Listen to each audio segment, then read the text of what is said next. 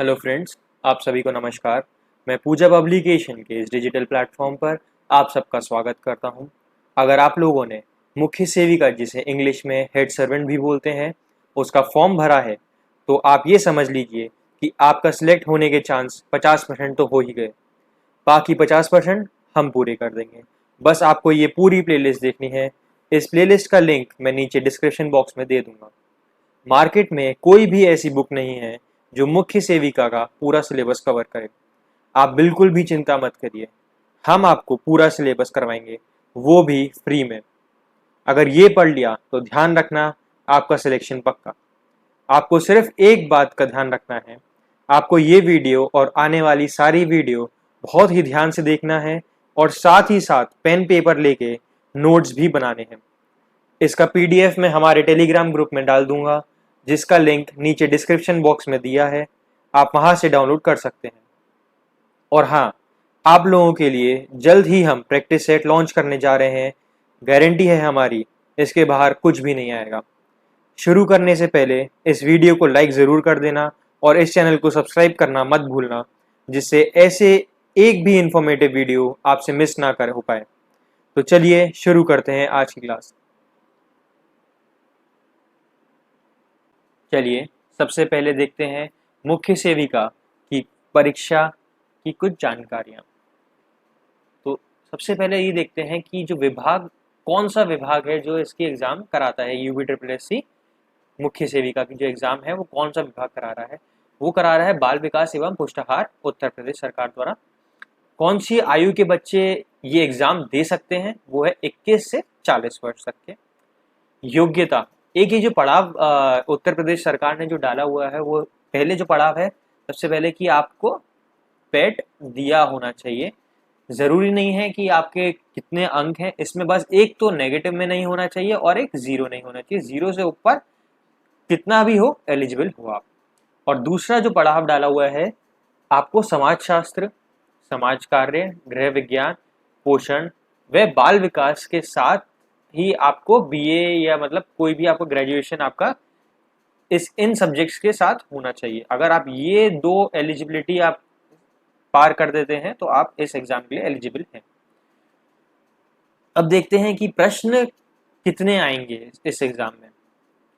तो ये आएंगे 100 प्रश्न आएंगे। और कितने अंक के प्रश्न होंगे ये? तो 100 अंक के होंगे। इसका मतलब एक प्रत्येक प्रश्न कितने नंबर का हुआ? 1 नंबर का। ठीक है। समयावधि, कितना समय आपको मिलेगा ये 100 प्रश्न करने के लिए? वो है 2 घंटे, जो कि 120 मिनट। पहले नेगेटिव मार्किंग नहीं हुआ करती थी, अब नेगेटिव मार्किंग 0.25 प्रति प्रश्न हो गई है। जो कुल पोस्ट जो निकली है अभी, वो है 2693। दुख सिर्फ एक ही बात का है कि जो फॉर्म भरने की लास्ट डेट थी वो निकल चुकी है। तो जिन भी लोगों ने ये एग्जाम का फॉर्म भर दिया है, वो ही इस वीडियो को आगे तक देखें। कोई फायदा नहीं है आपको लगे कि मैं आपको फॉर्म को भरने का तरीका बताऊं या कुछ है, कोई फायदा नहीं है, उसकी डेट निकल चुकी है पहले ही।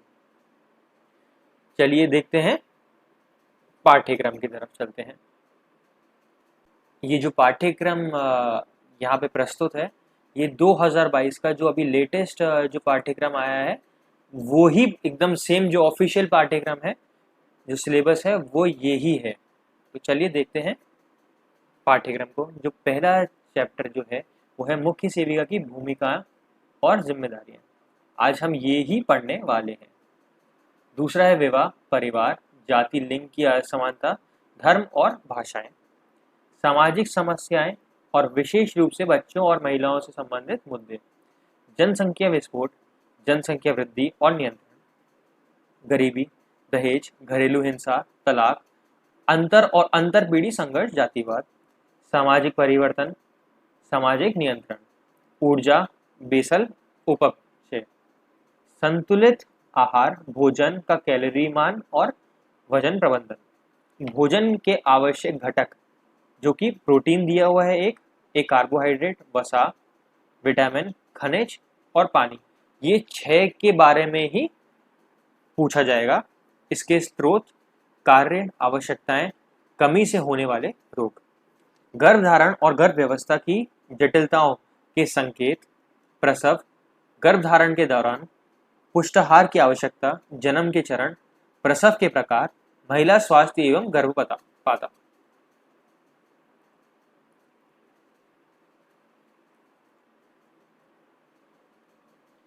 वृद्धि एवं विकास, शारीरिक विकास, मोटर विकास, भावनात्मक विकास, भाषा विकास, सामाजिक विकास, संज्ञानात्मक विकास, नवजात की देखभाल, स्तनपान के तरीके, कुपोषण एवं पुरक पोषण, जीवन चक्र के दौरान पोषण, शैशवावस्था, बचपन, किशोरावस्था, भारत में शिशु मृत्यु दर एवं मातृ मृत्यु दर, खाना पकाने के दौरान पोषक तत्वों का संरक्षण, खाद्य पदार्थों के अंकुरण, किण्वन, खाद्य तालमेल के पोषण मूल्य को बढ़ाने के पारंपरिक तरीके, बाल विकास के चरण और विकास को प्रभावित करने वाला कारक, प्रतिरक्षण के प्रकार और अनुसूची समयावधि।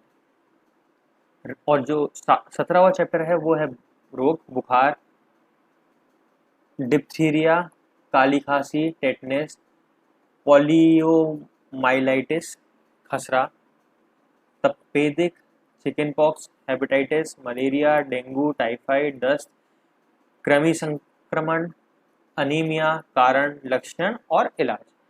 ये हमें बताना है, कारण, लक्षण और इलाज इन सारी रोग की। परामर्श, इसका अर्थ, आवश्यकता और तकनीक, प्रभावी संचार और इसके कौशल। स्वास्थ्य एजेंसियों, WHO, UNICEF, UNFPA, UNDPA, red cross, Indian council for child welfare, family planning association of India आदि। सार्वभौमिक टीकाकरण कार्यक्रम, जन्म से पूर्व, जन्म के पश्चात टीकाकरण। इसमें कौन से हमें टीकाकरण करवाने हैं, इसके बारे में हमें जानकारी मिलेगी। चलिए बढ़ते हैं आज के पहले टॉपिक की तरफ, मुख्य सेविका की भूमिका एवं जिम्मेदारियां। मुख्य सेविका के बारे में जानने से पहले हमें आंगनवाड़ी क्या होता है, उसकी स्थापना कैसे हुई, कब हुई, क्यों हुई, इसके बारे में थोड़ा सा पढ़ लेते हैं पहले। तो आंगनवाड़ी केंद्र की स्थापना क्यों और कब की जो स्थापना हुई थी वो क्यों हुई थी और कब हुई थी।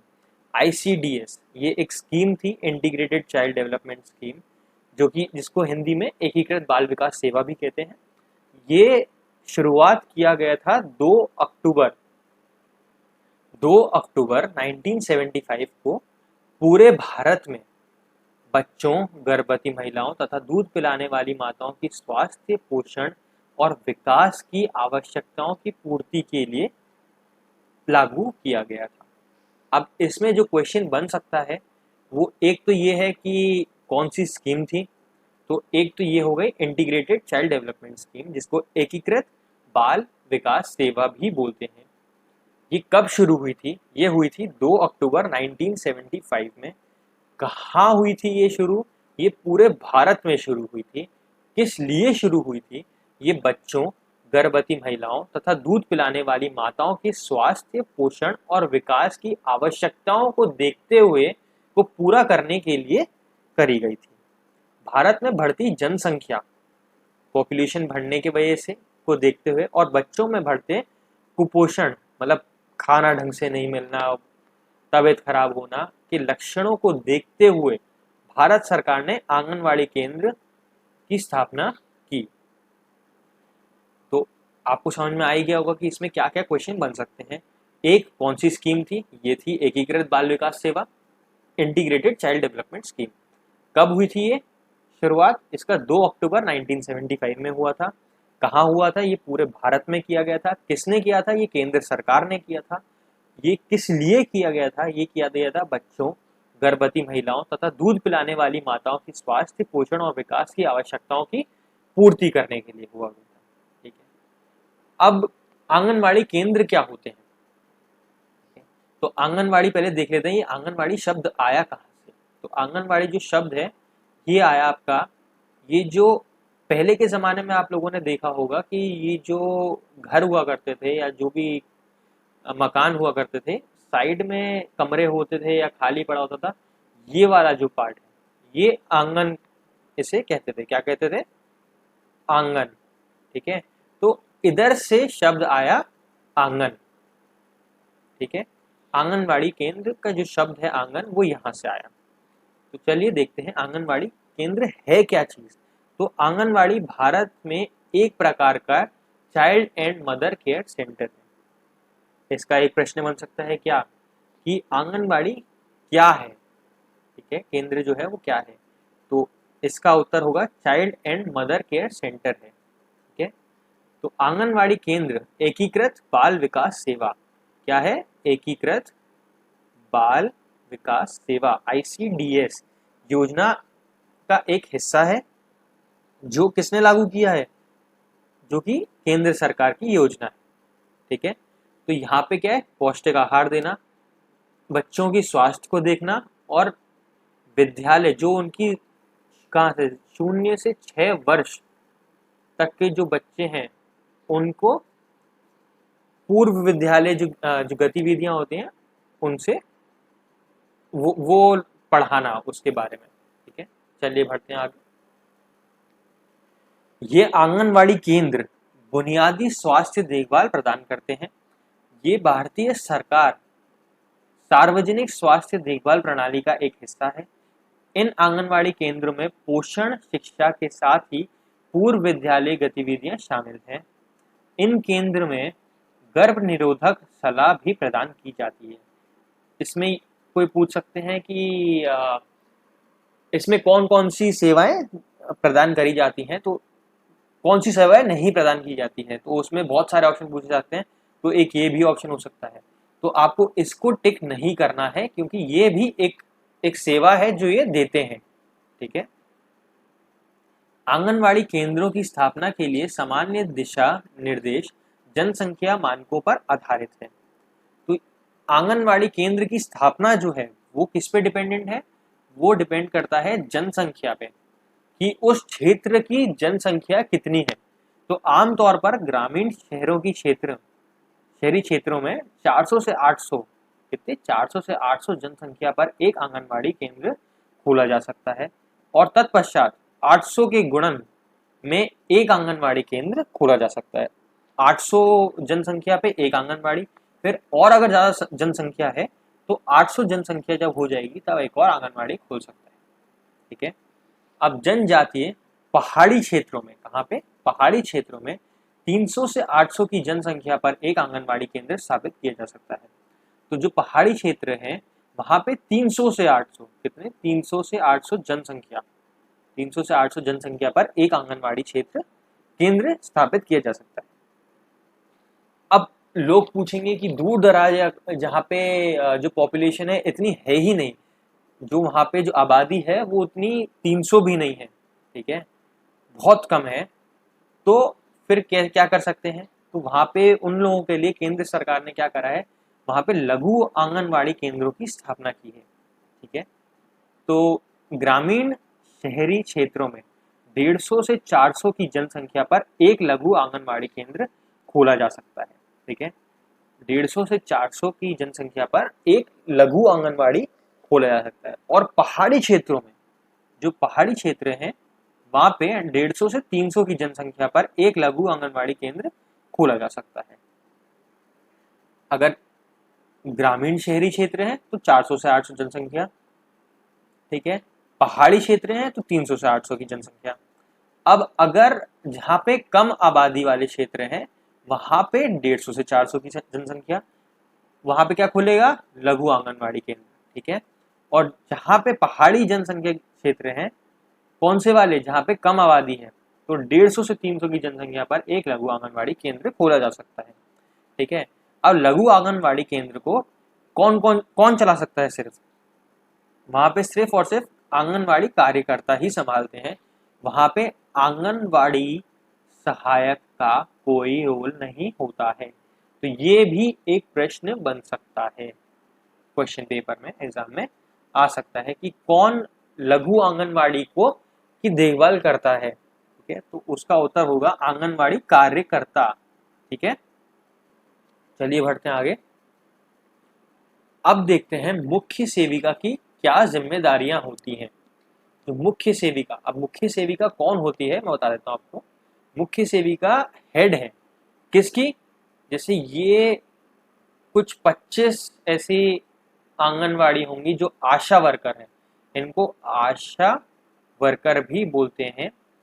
तो ऐसी 25 करीबन 25 से 30 आंगनवाड़ी जो आशा वर्कर हैं, उनकी जो हेड है वो कहते हैं मुख्य सेविका। क्या कहते हैं? मुख्य सेविका। तो चलिए देखते हैं इनकी क्या जिम्मेदारियां होती हैं। पहला पॉइंट क्या है? प्रत्येक माह प्रत्येक बच्चों के वजन की जांच करना तथा विकास कार्ड में दर्ज करना।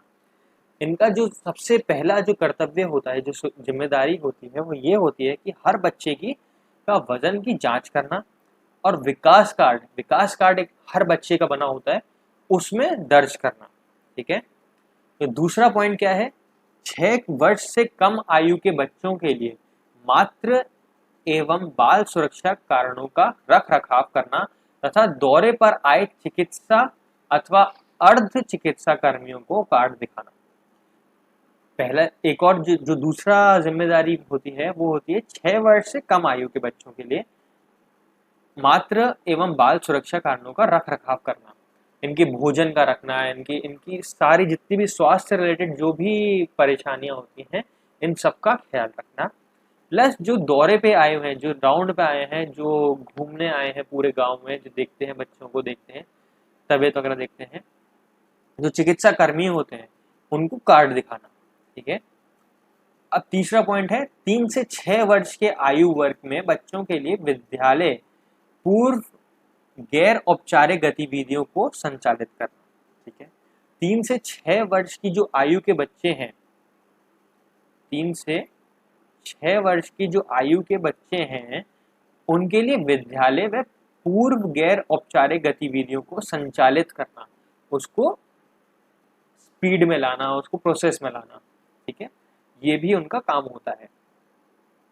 चौथा पॉइंट क्या है? स्थानीय रूप से उपलब्ध भोजन तथा स्थानीय व्यंजनों के आधार पर व्यंजन सूची की आयोजन करते हुए 0 से 6 वर्ष के बच्चों, गर्भवती स्त्रियों तथा शिशुओं की देखरेख करने वाली माताओं के लिए अनुपूरक पोषण युक्त आहार की व्यवस्था करना। तो यहाँ पे एक और जो काम होता है मुख्य सेविका का, वो होता है पोषण युक्त आहार की व्यवस्था करना। ठीक है, किस किस के लिए? वो होता है बच्चों, बच्चे कौन से? 0 से 6 वर्ष तक के बच्चों के लिए, गर्भवती स्त्रियों तथा शिशुओं की देखरेख करने वाली माताओं के लिए। ठीक है, अब जो अगला पॉइंट है वो ये है, जो अगली जिम्मेदारी है वो है स्वास्थ्य एवं पोषण शिक्षा प्रदान करना, स्वास्थ्य देखरेख करना और पोषण शिक्षा प्रदान करना तथा शिशुओं को अपना दूध पिलाने, ठीक है, वाली जो भी माताएं हैं, ठीक है, उनको परामर्श देना। क्या करना?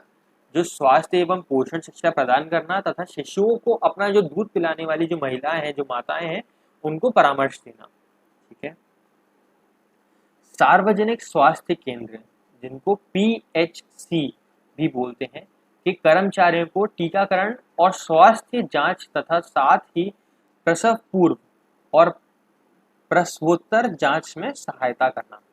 तो जो कर्मचारी होते हैं सार्वजनिक स्वास्थ्य केंद्र के, ठीक है, उनको टीकाकरण जो करते हैं वो लोग, जितने भी 6 प्रकार के जो टीकाकरण होते हैं, उनको सहायता देना, ये भी एक मुख्य सेविका की जिम्मेदारी होती है। घरों में दौरों के दौरान बच्चों में विकलांगों की पहचान करना तथा उन मामलों को निकटतम PHC अथवा जिला विकलांगों पुनर्वास केंद्र में भेजना। जब मुख्य सेविका अपने राउंड पे निकलती है, जो दौरे पे निकलती है, तो विकलांगता की पहचान करना और उनको किसको, जो PHC है, निकटतम जो भी PHC है या जिला विकलांगता पुनर्वास केंद्र है, उधर भेजना। ये भी मुख्य सेविका की जिम्मेदारी होती है। किशोरों के लिए विभिन्न स्कीमों के क्रियान्वयन में मदद करना। ठीक है, जो किशोरियां होती हैं उनके लिए स्कीम भी लागू करना होता है। ठीक है, चलिए बढ़ते हैं आगे। आंगनवाड़ी योजना पर एक नजर। ये एक ब्रीफ है उसके बारे में, बताने के बारे में कि ये मतलब एक छोटे से स्लाइड में हमने सब कुछ बता रखा है। इसमें बता रखा है योजना की शुरुआत कब हुई थी, 1975 में कब हुई थी, 2 अक्टूबर को। ठीक है, 1975 में। इसका उद्देश्य क्या है, बच्चों में मृत्यु दर, रोग, कुपोषण को कम करना। क्या क्या है, मृत्यु दर, रोग, कुपोषण को कम करना, महिलाओं को उचित पोषण और स्वास्थ्य सुविधा देना। ये बेसिकली जो ये योजना जो लाई गई है वो सिर्फ 2 रीजन से लाई गई है। एक तो बच्चों के मातृ दर को कम करना, रोग और कुपोषण को कम करना, और दूसरी जो है वो है महिलाओं को उचित पोषण और स्वास्थ्य सुविधा प्रदान करना। अब लाभार्थी कौन कौन होगा इसमें, महिलाएं और 0 से 6 वर्ष के बच्चे। ये 2 ही लोग हैं जो इस स्कीम से, इस योजना से फायदा उठा सकते हैं। लाभ, संस्थागत प्रसव, आर्थिक सहायता, स्वास्थ्य जांच व टीकाकरण। कोई भी परेशानी जो भी इनको लाभ मिलता है, जैसे कि भोजन का हो गया, या फिर देख रेख करना, कुपोषण को कम करना, स्वास्थ्य की जांच करना या टीकाकरण करना, ये सब लाभ इनको मिलते हैं। किन किन को मिलते हैं, महिलाओं को और 0 से 6 वर्ष के बच्चों के को मिलते हैं। जो मेन ऑफिशियल वेबसाइट है वो है https://wcd.nic.in/hi। ठीक है, अब ये योजना कौन लेके आया, किसने लागू करी है, वो करी है केंद्र सरकार ने। केंद्र सरकार ने ये योजना लागू करी है। ठीक है, चलिए बढ़ते हैं आगे। आंगनवाड़ी सेवाएं। ये जो भी आंगनवाड़ी सेवाएं जो यहाँ पे मैंने दिखाई हैं वो सब की सब मुख्य सेविका ही है जो हेड करती है, इन सब चीज़ों को करवाती है ये मुख्य सेविका ही। तो चलिए इनको मैंने 4 भागों में डिवाइड किया हुआ है। पहला भाग जो है शैशव देखभाल, शिक्षा और विकास। दूसरा जो पॉइंट है वो है देखभाल और पोषाहार सलाह। तीसरा है स्वास्थ्य सेवाएं। चौथा है सामुदायिक चेतना, जागरूकता और सूचना, शिक्षा और संचार। ठीक है, तो चलिए बढ़ते हैं पहले पॉइंट की तरफ, शैशव देखभाल, शिक्षा और विकास। इसमें भी 2 पॉइंट हैं। एक है अनौपचारिक स्कूल पूर्व शिक्षा, शैशव देखभाल और शिक्षा, ICCE। ठीक है, तो बेसिकली ये क्या होता है, ICDS अर्थात आंगनवाड़ी कार्यक्रम का उद्देश्य 3 से 6 वर्ष की उम्र के बच्चों को सिखाने वाला एक वातावरण उपलब्ध कराना होता है। इधर क्या होता है कि 3 से 6 वर्ष की जो उम्र के बच्चे हैं उनको वातावरण प्रोवाइड करना जिससे कि वो अपने आप ही सीखने लग जाएं। ठीक है, स्कूल पूर्व शिक्षा सामाजिक, भावनात्मक, बौद्धिक, शारीरिक और सौंदर्य बोध के विकास को बढ़ावा देने के लिए खेल के माध्यम से प्रदान किया जाता है। ठीक है, तो ये बेसिकली जो भी बच्चों को जो पढ़ाई कराई जाती है वो किसके माध्यम से कराई जाती है, वो कराई जाती है खेल के माध्यम से, जिससे बच्चा आसानी से खेल कूद में सीख सके। ठीक है, उन्हें प्राथमिक शिक्षा के लिए भी तैयार किया जाता है। ठीक है, किसके लिए किया जाता है,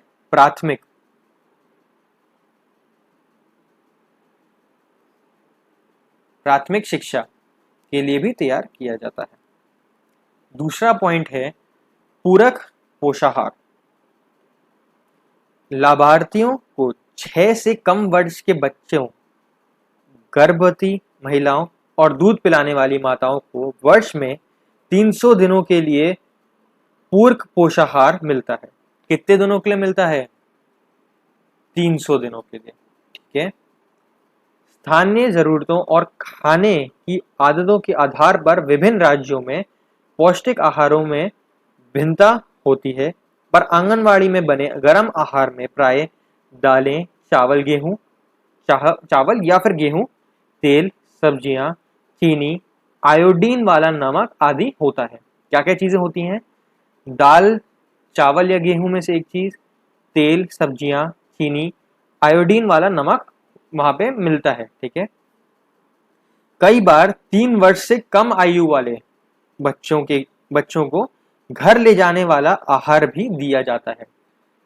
कभी कभार ऐसा भी होता है कि कहीं कुछ आंगनवाड़ियों में 3 साल से जो कम उम्र के जो वर्ष के जो बच्चे हैं उनको वहां तो मिलता ही है, आंगनवाड़ी में तो खाना जो पौष्टिक आहार है वो तो मिलता ही है, लेकिन घर के लिए भी दिया जाता है। ठीक है, तो ये हो गया पहला पॉइंट अपना कवर। अब बढ़ते हैं दूसरे पॉइंट की तरफ, देखभाल और पोषाहार सलाह।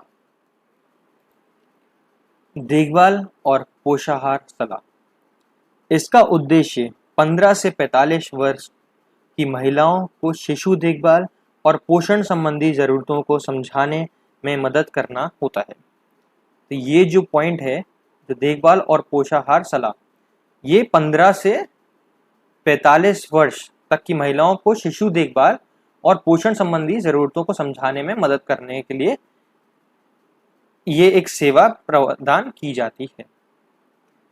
वृद्धि पर निगरानी और सहायता। 3 वर्ष से कम आयु के बच्चों का महीने में एक बार वजन लिया जाता है। कितने कम से? 3 वर्ष से कम आयु वाले बच्चों का महीने में एक बार वजन दिया जाता है। 3 से 6 साल तक के बच्चों का वजन 3 माह में एक बार लिया जाता है। वृद्धि पर निगरानी के लिए विश्व स्वास्थ्य संगठन, जो कि WHO, कौन सा? WHO के बाल प्रगति मानक के अनुसार न सिर्फ बच्चों के लिए वजन और बढ़त चार्ट बनाए जाते हैं, बल्कि माताओं और बच्चों के लिए संयुक्त माता और बाल संरक्षण कार्ड भी बनाए जाते हैं। तो इधर क्या होता है कि एक तो सबसे पहले अपने को ये देखना है कि जो 3 साल से कम उम्र वाले बच्चे हैं उनका हर महीने एक बार वजन होता है, और जो 3 से 6 साल के बच्चे हैं उनका 3 महीने में वजन होता है। वृद्धि पर निगरानी रखने के लिए, जो बच्चों में जो वृद्धि हो रही है उस पर निगरानी रखने के लिए WHO की जो गाइडलाइंस है, जो निर्देश हैं, उसके अनुसार ये ना तो सिर्फ वजन और जो बढ़त चार्ट है, जो वृद्धि हो रही है उसका चार्ट बनाते हैं, इसके अलावा ये लोग क्या करते हैं, माता और बाल संरक्षण कार्ड भी बनाते हैं ये। तो मुख्य सेविका इन सब को देखती है कि ये सारे काम सही तरीके से हो रहे हैं कि नहीं। शिशु और छोटे बच्चों को पोषण संबंधी सलाह। तो एक और जो सेवाएं जो आंगनवाड़ी कार्यकर्ता होती है, जो मुख्य सेविका होती है, जो प्रदान करती है, वो ये है, शिशु और छोटे बच्चों को पोषण संबंधी सलाह देना। ठीक है, तो इसमें क्या करते हैं, इसमें घर घर जाकर गर्भवती और दूध पिलाने वाली माताओं को नवजात और 6 माह से छोटे शिशुओं के पोषण और बीमारी के दौरान देखभाल, कुरीतियों और कुधारणाओं को दूर करना, पूरक भोजन की तैयारी, आहार से संबंध सफाई व स्वच्छता का पालन, स्तनपान के लाभ आदि के बारे में सलाह दी जाती है।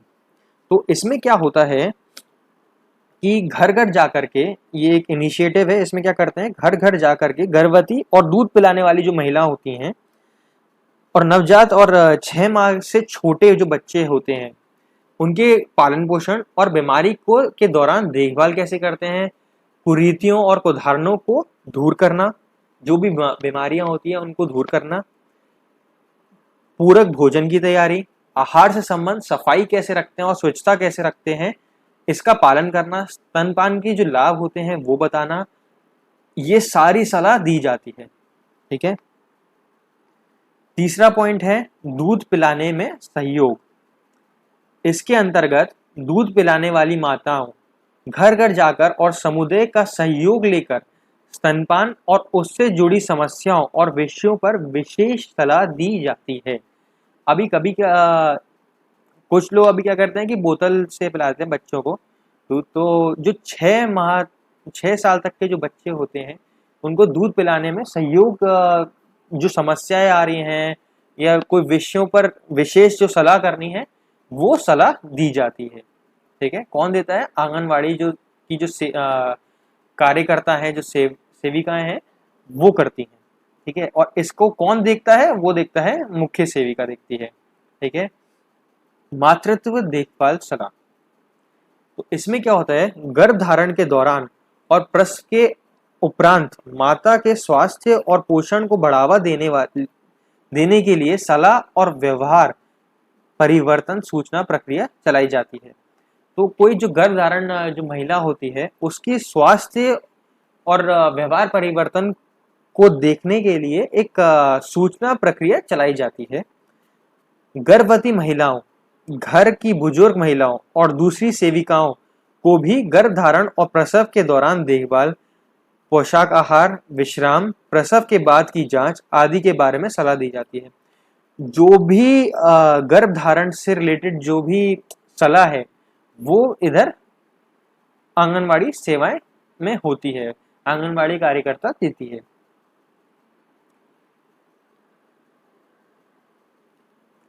पोषण और स्वास्थ्य स्वच्छता शिक्षा।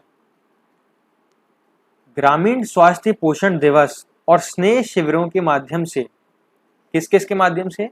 ग्रामीण स्वास्थ्य पोषण दिवस और स्नेह शिविरों के माध्यम से गर्भवती महिलाओं तथा दूध पिलाने वाली माताओं को पोषण और स्वास्थ्य एवं स्वच्छता से संबंधित शिक्षा दी जाती है। तो यहाँ पे क्या होता है कि जो गर्भवती महिला या दूध पिलाने वाली जो भी महिला होती हैं उनको पोषण और स्वास्थ्य एवं स्वच्छता, साफ सफाई से संबंधित शिक्षा दी जाती है। इसके अलावा अनुपोषण सप्ताह, ICDS दिवस, स्तनपान दिवस आदि जैसे विशेष कार्यक्रमों और दिवसों का आयोजन किया जाता है। ये बहुत सारे ऐसे दिन हैं जो मनाए जाते हैं वहाँ पे अलग अलग तरीके से। जैसे पोषण सप्ताह होता है जहाँ पे जो पोषण है, जो खान पीन की जो तरीका है, जो उसके बारे में बताया जाता है। ICDS दिवस होता है, वहाँ पे अलग महिलाओं से रिलेटेड जो भी परेशानी होती है, जो भी सलाह होती है वो दी जाती है। स्तनपान दिवस होता है, वहाँ पे स्तनपान से रिलेटेड जो भी परेशानियां हैं या कुछ भी है, जो भी उनको कुछ विषयों पर विशेष सलाह देनी है वो दी जाती है। ठीक है, अब देखते हैं जो इसका आखिरी पॉइंट है वो है समुदाय आधारित देखभाल। तो इसमें क्या होता है, स्नेह शिविरों के माध्यम से, किसके माध्यम से? स्नेह शिविरों के माध्यम से माताओं और सेविकाओं को सामान्य और गंभीर रूप से कम वजन वाले बच्चों का आंगनवाड़ी केंद्र तथा घर जाकर पोषण और देखभाल के लिए क्रमश 12 और 18 दिनों का परामर्शतर प्रशिक्षण आयोजित किया जाता है। तो 12 से 18 दिन का एक प्रशिक्षण आयोजित किया जाता है। उसमें जो जिनका गंभीर रूप से कम वजन वाले जो बच्चे होते हैं या फिर जो माता होती हैं या फिर स्तनपान वाली जो माताएं होती हैं, जो दूध पिलाने वाली माताएं होती हैं, उनके लिए प्रशिक्षण आयोजित किया जाता है और वहाँ पे उनको विशेष सलाह दी जाती है। ठीक है, अब देखते हैं स्वास्थ्य सेवाएं। स्वास्थ्य सेवाएं में 3 पॉइंट्स हैं। एक है टीकाकरण, स्वास्थ्य जांच और तीसरा है संदर्भ सेवाएं। ठीक है, तो जो पहला पॉइंट है वो है टीकाकरण।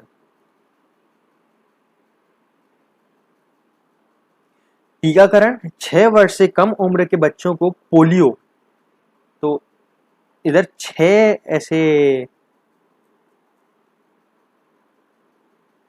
4 टीके लगाए जाते हैं जो कि पोलियो, DPT, खसरा और TB के टीके लगाए जाते हैं। जबकि गर्भवती महिलाओं को टेटनेस का टीका दिया जाता है। गर्भवती महिलाओं को कौन सा दिया जाता है? टेटनेस का। और 6 वर्ष से कम उम्र वाले बच्चों को क्या दिया जाता है? पोलियो, DPT, खसरा और TB के टीके लगाए जाते हैं। ये आंगनवाड़ी और स्वास्थ्य विभाग की साझा जिम्मेदारी होती है। तो ये 2 जनों का ऑपरेशन होता है बेसिकली, जो जो ये टीकाकरण है ये 2 जनों के बीच में होता है। तो ये दोनों मिल करके इसको करते हैं।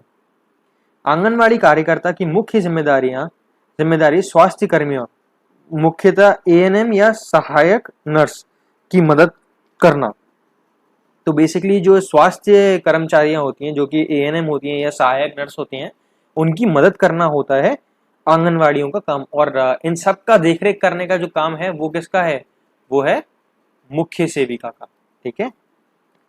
रिकॉर्ड रखना, माता पिता को प्रेरित करना और एक नियत दिन ग्राम स्वास्थ्य पोषण दिवस पर टीकाकरण स्तर का आयोजन करना। तो इधर भी एक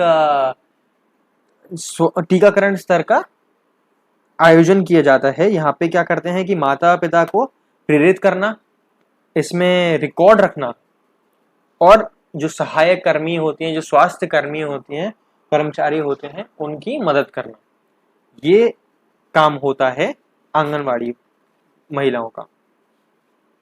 ठीक है।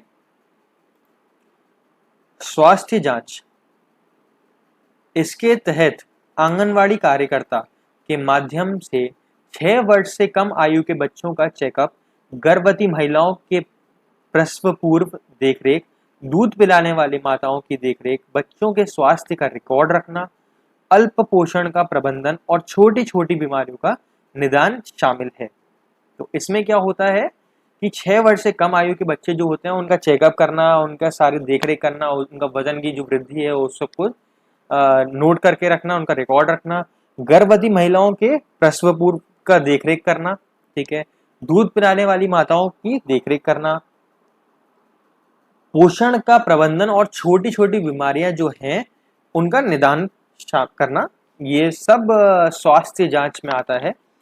ये कौन देखता है? ये आंगनवाड़ी कार्यकर्ता कर्मचारियां देखती हैं। और ये इसको इन सबको कौन देखता है? जो 25 या 30 आंगनवाड़ी जो होती हैं उन सबको देखती है मुख्य सेविका। ठीक है। तो प्रत्येक आंगनवाड़ी केंद्र को हर वर्ष एक दवाई किट दी जाती है। तो पूछ सकते हैं कि कब दी जाती है एक दवाई की जो किट है, वो कितने टाइम में दी जाती है एक आंगनवाड़ी केंद्र को? तो हर वर्ष एक दवाई किट दी जाती है जिसमें बुखार, सर्दी, खांसी, संक्रमण आदि को रोकने के लिए दवाइयां और प्रथम उपचार के लिए दवाइयां और जरूरी उपकरण प्रदान किए जाते हैं। ठीक है। तो इसमें कौन सी बीमारियों की दवाइयां होती हैं? इसमें बुखार, सर्दी, खांसी, संक्रमण आदि को रोकने के लिए दवाइयां प्रदान की जाती हैं। अब आ जाते हैं इसके तीसरे पॉइंट पे, जो कि है संदर्भ सेवाएं। ठीक है। तो संदर्भ सेवाएं में इन सेवाओं के तहत आंगनवाड़ी कार्यकर्ता उन बीमारी, कुपोषित या विकलांग बच्चों को सार्वजनिक स्वास्थ्य प्रणाली से जोड़ती हैं जिन्हें स्वास्थ्य के जांच की जरूरत है। तो बेसिकली जो बीमार हैं या कुपोषित बच्चे हैं या फिर विकलांग बच्चे हैं, उनके लिए ये सेवा होती है। तो स्वास्थ्य की जांच कराते हैं ये लोग। ऐसे मामलों को आंगनवाड़ी कार्यकर्ता प्राथमिक स्वास्थ्य केंद्र के डॉक्टर के पास भेजती है। तो ये लोग खुद नहीं करते हैं, जो वहाँ के जो लोकल जो भी डॉक्टर होता है उनके पास उन बच्चों को भेजा जाता है और उनका इलाज किया जाता है। ठीक है। अब बढ़ते हैं चौथे पॉइंट, आखिरी पॉइंट पे। चलिए, अगले पॉइंट पे बढ़ने से पहले मैं आपको ये बता दूं कि ये जो भी पीपीटी जो पीडीएफ है और इसके जो भी नोट्स हैं, मैं अपने टेलीग्राम चैनल पे, कहाँ पे? टेलीग्राम चैनल पे डाल दूंगा, आप वहाँ से डाउनलोड कर सकते हैं। इसका लिंक मैं डिस्क्रिप्शन बॉक्स में दे दूंगा। ठीक है। चलिए बढ़ते हैं चौथे पॉइंट की तरफ।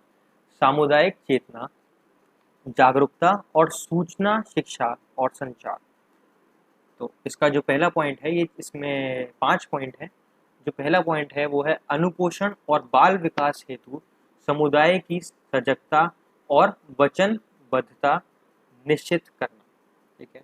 तो इसका जो मतलब है, इसका जो तात्पर्य है वो ये है, सामुदायिक स्वामित्व बढ़ाने के लिए आंगनवाड़ी कर्मियों को बाल विकास और अनुपोषण संबंधी मुद्दों जैसे गर्भ व्यवस्था के समय आहार, बच्चों को स्तनपान की जरूरत, प्रगति चार्ट मॉनिटरिंग, प्रारंभिक शिक्षा, ग्राम सभा में अनुपोषण पर चर्चा आदि पर सजग और सचेत करती है। तो इधर क्या होता है कि जो आंगनवाड़ी कर्मी है या जो आशा वर्कर है या पंचायत है या सहायता समूह है या माता समिति है, जो जो महिलाओं की जो समिति है, वो क्या करते हैं, बाल विकास और अनुपोषण संबंधी मुद्दे जो होते हैं जैसे कि गर्भ व्यवस्था के समय आहार, बच्चों को स्तनपान का लाभ, प्रगति चार्ट मॉनिटरिंग, प्रारंभिक शिक्षा, ग्राम सभा में अनुपोषण पर चर्चा, ये सब मुद्दों पर बातचीत सचेत कराना, ये भी एक काम होता है आंगनवाड़ी कार्यकर्ता का। ठीक है। अब जो दूसरा पॉइंट है वो है सूचना और प्रसार मंत्रालय के गीत और नाटक विभाग की भागीदारी से सामाजिक लामबंदी अभियान। ठीक है। तो इसमें क्या होता है, ग्रामीण, जनजातीय तथा अन्य क्षेत्रों तथा जहां जनसंचार की पहुंच अच्छी नहीं है, जहां पे भी जनसंचार की जो पहुंच है वो अच्छी नहीं है, वहां क्या होता है, लक्ष्य बनाने के लिए वहां स्थानीय भाषा में कठपुतली, लोक नृत्य और स्किट का आयोजन सूचना और प्रसारण मंत्रालय के गीत और नाटक विभाग के सहयोग से होता है। तो ये क्या होता है कि जहाँ तक इन ये जनसंचार की पहुंच नहीं होती है, तो वहाँ पे क्या होता है कि उनकी जो लोकल लैंग्वेज है, उनकी जो स्थानीय भाषा है, उधर उसमें कठपुतली, लोक नृत्य या फिर कोई एक्टिंग करके या स्किट करके सूचना प्रदान की जाती है। ठीक है। अब तीसरा पॉइंट आता है जागरूकता बढ़ाने के लिए जनसंचार का प्रयोग। ठीक है। तो इसमें क्या होता है, महिला और बाल विकास मंत्रालय कुपोषण के खिलाफ राष्ट्रीय सूचना शिक्षा संचार अभियान चलाता है। ठीक है। कौन सा चलाता है, राष्ट्रीय सूचना शिक्षा संचार। इसमें क्या होता है, ICDS कार्यक्रम अनुपोषण और स्वास्थ्य शिक्षा से संबंध कार्यकलापों को जिला, ब्लॉक और गांव के स्तर पर ले जाता है। कौन ले जाता है, ICDS कार्यक्रम जो होता है वो ले जाता है कौन से स्तर तक, जिला, ब्लॉक और गांव। ठीक है। टीवी, रेडियो, न्यूज़लेटर आदि जैसे मुख्य धारा के मीडिया चैनलों का उपयोग अनुपोषण और स्वास्थ्य से जुड़े संदेशों के प्रचार प्रसार के लिए किया जाता है। ये किस माध्यम से जनसंख्या तक पहुंचाया जाता है, ये पहुंचाया जाता है जो टीवी है, रेडियो है, न्यूज़लेटर है, इन माध्यम से, या फिर कोई न्यूज़ चैनल है उसके माध्यम से इन तक पहुंचाया जाता है। ठीक है। अब आ जाते हैं चौथे पॉइंट पे, अंतरव्यक्तिक बातचीत। ठीक है। तो इसमें इसका जो तात्पर्य है वो ये है, जीवन चक्र में स्थानीय ज्ञान और प्रथाओं की उपयुक्तता और पहुंच के संदर्भ में अंतरव्यक्तित्व बातचीत आयोजित होते हैं। सास और घर के दूसरे बड़े सदस्यों को भी समुचित देखभाल और घर का भोजन कराने की प्रथा सुनिश्चित की जाती है। तो इसमें क्या होता है, बातचीत होती है, बड़े जितने भी घर के लोग होते हैं और भी जितने छोटे भी लोग होते हैं, इन सब के बीच में बातचीत होती है और घर पर भोजन या फिर कोई स्वास्थ्य से रिलेटेड जो बातचीत है, इसके विषय पे बातचीत होती है। ये सारे के सारे जितने भी काम हैं, ये आंगनवाड़ी कार्यकर्ता जो कर्मचारी है वो करवाती है, और ये सही पूर्ण रूप से हो रहा है इसकी देखरेख करती है मुख्य सेविका। ठीक है। अब आ जाते हैं पांचवे और आखिरी पॉइंट पे, स्वैच्छिक कार्रवाई। अनुपोषण, ECCE, बाल विकास और माताओं की देखरेख को बढ़ावा देने के लिए गांव और ब्लॉक के स्तर पर अनुपोषण और अन्य सेवोन्मुख कार्यकर्ताओं के माध्यम से स्वैच्छिक कार्रवाई को प्रोत्साहित किया जाता है, ताकि सामुदायिक अथवा सामाजिक एकजुटता और भागीदारी में बढ़ोतरी हो। तो इसमें क्या होता है कि गांव और ब्लॉक के स्तर पे इस कार्यक्रम को कराया जाता है, जिससे कि सामुदायिक अथवा सामाजिक ये एकता होती है, एकजुटता होती है और भागीदारी बढ़ोतरी हो जाती है इसमें। अगर आपको ये वीडियो अच्छी लगी तो इसको लाइक और शेयर करना मत भूलना, और ऐसी ही इंफॉर्मेटिव वीडियो के लिए आप इस चैनल को सब्सक्राइब कर सकते हैं और बेल बटन को दबाना मत भूलना, जिससे कि आपको जो भी इसकी जो इतनी भी इंफॉर्मेटिव वीडियो है जैसे ही आएगी आप तक पहुंच जाएगी। ठीक है, धन्यवाद।